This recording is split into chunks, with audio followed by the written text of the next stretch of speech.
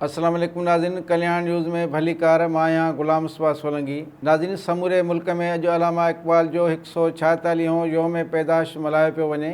लाहौर समेत पूरे मुल्क में अॼु अलामा इक़बाल जो 146हों योम पैदाश मल्हायो पियो वञे। उन हवाले सां सॼे मुल्क में अॼु आम मोकल जो ऐलान कयो वियो आहे।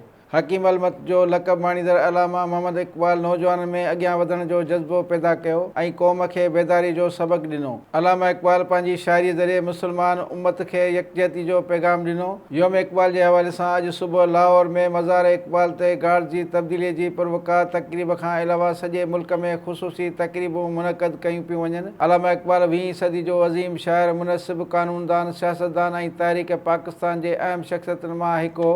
संदसि शाइरी खे अॼु बि मान ॾिनो वेंदो आहे। अलामा इक़बाल 9 नवंबर 1877 ते सियालकोट में पैदा थियो। शुरूआती तालीम अबाणे शहर ऐं लाहौर मां हासिलु करण खां पोइ 1905 में बर्तानिया मां वकालत ऐं बाद में जर्मनी मां फ़लसफ़े में PhD जी डिग्री बि हासिलु कई। अलामा इक़बाल 1910 में मुल्क वापसी खां पोइ शाइरी ज़रिए फ़िक्री ऐं सियासी तौर ते मुंतशिर मुस्लमाननि खे ख़्वाब मां जाॻायो। सियासतदान जी हैसियत सां संदसि वॾो कारनामो नज़रिया पाकिस्तान जी जोड़जक आहे। उहो ई नज़रियो बाद में पाकिस्तान जे क़याम जो बुनियादु बणियो। अलामा इक़बाल 21 अप्रैल 1938 ईस्वी ते लाहौर में लाॾाणो करे वियो। खेसि बादशाही मस्जिद जे भरिसां दफ़न कयो वियो।